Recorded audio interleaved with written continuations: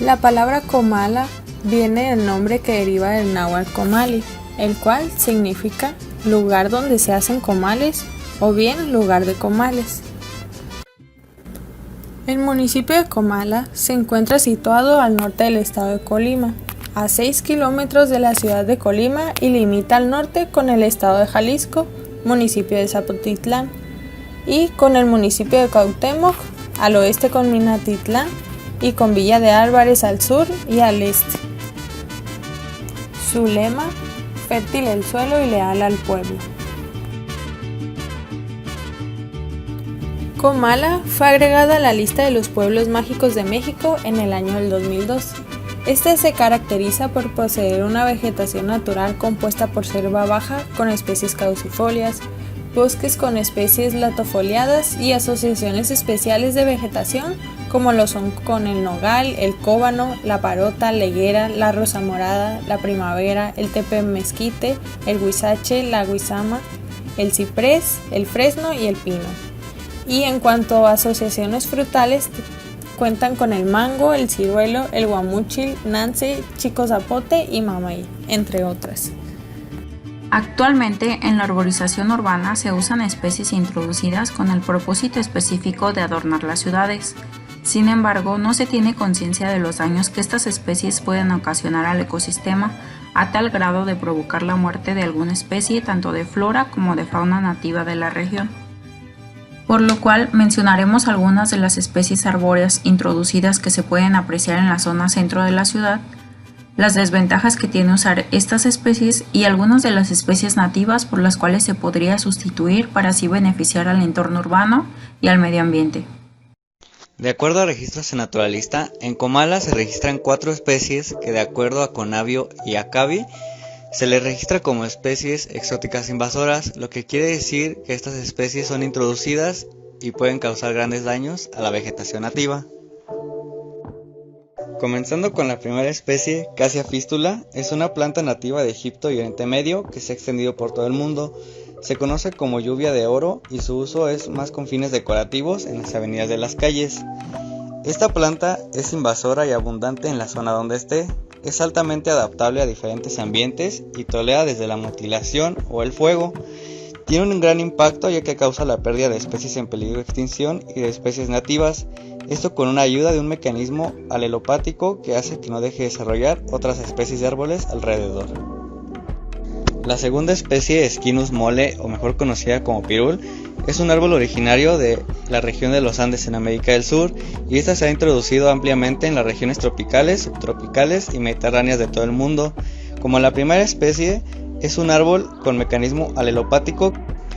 La siguiente especie, Delonis regia, o por su nombre común framboyán, es originaria de Madagascar, pero se ha plantado muy ampliamente en los trópicos. Se cultiva como planta ornamental en parques y jardines, así como árbol de avenidas o caminos, y también en complejos residenciales y escolares.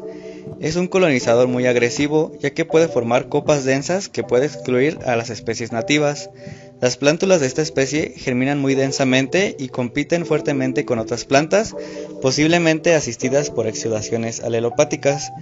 Debido a su sistema de raíces en expansión, otras plantas mueren alrededor de ella a través de la competencia, dejando al descubierto el terreno circundante. Además, se conoce que los ratones y pequeños roedores es un agente muy importante para propagar estos árboles, ya que su semilla y fruto tienen un alto contenido energético, por lo que son parte importante de la alimentación de estos animales. Y por último, tenemos a Moringa oleifera, o mejor conocida como moringa. Esta es una especie de árbol originaria del norte de la India que crece en cualquier tipo de suelo, incluso en condiciones de elevada aridez estacional. Esta especie tiene un gran impacto en la biodiversidad, ya que el polvo de semillas puede ser tóxico para los animales, especialmente para los peces. Además es hospedera de Leveiluta taurica, que es un hongo patógeno que forma moho en las hojas, y de aquí va afectando a otras plantas, especialmente a las frutas como la papaya, ya que aquí puede ser muy grave. Ficus benjamina. Esta planta posee raíces fuertes superficiales extendidas que pueden provocar severos daños en la infraestructura de las áreas urbanas, ya que al tener raíces tan gruesas que buscan agua, llegan a romper tuberías a gran distancia de donde está plantado el árbol, o pueden levantar banquetas dejando una mala imagen a la infraestructura de la zona. Asimismo, proporciona un entorno favorable para la reproducción de plagas tales como Shigella simplex, conocida comúnmente como la mosca blanca, la cual mide aproximadamente 2 milímetros y se alimenta principalmente de la savia de las hojas.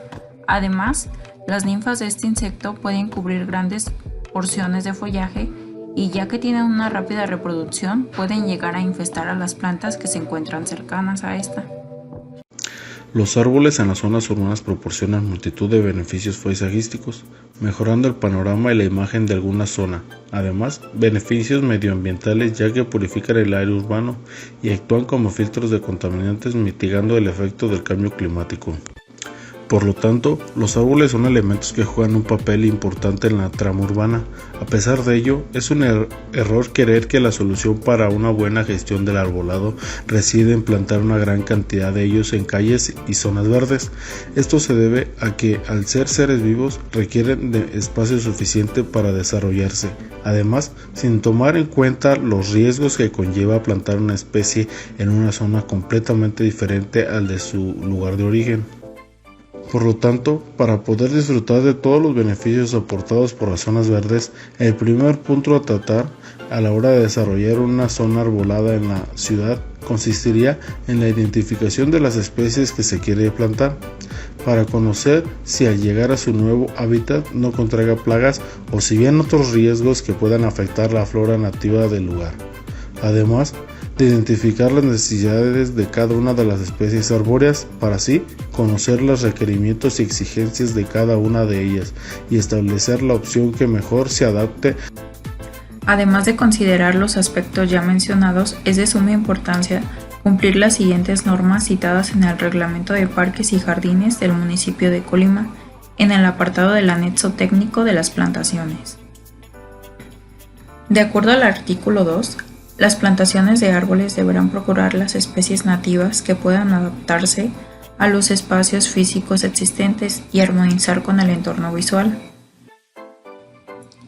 Queda prohibida la forestación bajo líneas de conducción eléctrica, telefónica o telecable, sobre tuberías de conducción de gas de alta presión, así como en áreas en donde no se tenga amplitud suficiente para el desarrollo de árboles. Artículo 8. Para la plantación de los árboles en camellones, preferentemente se utilizarán especies resistentes a vientos fuertes, de preferencia que permitan la visibilidad de los conductores. El tipo de especies también estará sujeto a si se cuenta o no con líneas eléctricas, y se escogerán árboles de porte pequeño o fáciles de trasplantar. Además, se presentan 3 tallas de árbol que se pueden usar en zona urbanizada. La talla 1 es para árboles o arbustos de 30 centímetros a 2 metros de altura.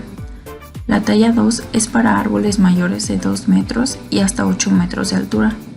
Y la talla 3 son árboles mayores de 8 metros de altura que rebasan los 70 centímetros de diámetro del tronco. En cuanto a otras características morfológicas que el árbol debe presentar, se lista lo siguiente. El tipo y tamaño del árbol deberá ajustarse al tamaño de la banqueta en donde se desea plantar. No usar plantas higrófitas para evitar la invasión y destrucción de la infraestructura urbana.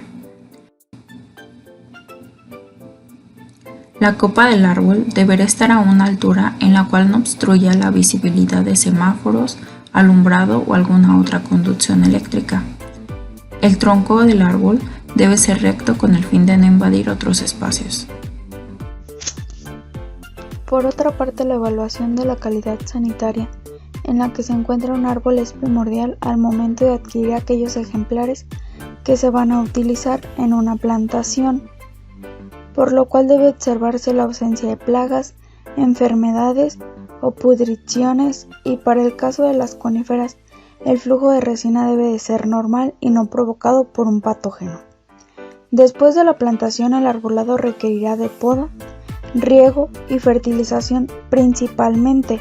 Asimismo, se debe contemplar actividades de fumigación, deshierves, con el fin de ayudar al árbol a adaptarse al nuevo sitio y mantenerse saludable.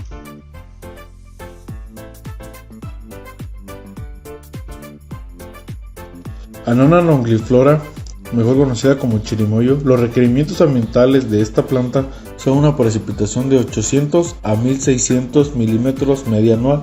Para el suelo necesita un suelo de pedregoso a suelto, con un pH neutro y contenidos altos de potasio. Este árbol soporta temperaturas de menos 6 grados centígrados, lo que lo hace propicio para este tipo de zonas serranas, ya que en varias ocasiones del año se presentan heladas fuertes y ocasionan que distintas plantas o árboles de esa zona se marchiten o se desgasten. Una de las características más importantes también es que sus hojas y frutos son muy apreciados por distintas especies de mamíferos, lo que significa que no requiere de un mantenimiento constante. Nidoscolus tepiquensis, mejor conocido como árbol de chicle, es un árbol perennifolio de tallos con látex lechoso que posee tricomas urticantes no ramificados. También presenta hojas alternas simples y palmatilobadas y un fruto capsular con semillas ovoides. Es un arbusto con una altura mínima de 3 metros y una máxima de 4 metros, y el tipo de raíz que presenta es ramificada. Sus requerimientos ambientales son suelo de pH neutro, con mucha materia orgánica y una temperatura que va de los menos 6 grados a los 32 grados Celsius. El riego requerido es de 900 a 1300 milímetros. Algunas de las ventajas que presenta es que tolera grandes precipitaciones de agua. Nidoscolus autlanensis, conocido comúnmente como mala mujer, es un árbol monoico de altura máxima de 3 metros y raíces ramificadas. Presenta tallos con látex lechoso, posee tricomas urticantes no ramificados, hojas alternas simples, palmatilobadas e inflorescencias terminales. Los requerimientos ambientales de este árbol son suelos con pH neutro y con mucha materia orgánica, temperatura de menos 6 grados a 32 grados centígrados, y el riego que requiere es de 900 a 1300 milímetros. Además, una de las ventajas principales de esta especie es que tolera grandes precipitaciones de agua. Euphorbia mcpauhi, conocido comúnmente como euphorbia, es un árbol de aproximadamente 2.2 metros, con tronco lleno de látex, carnoso y cactiforme. Sus flores son pequeñas unisexuales y actinomorfas, y sus frutos son capsulares.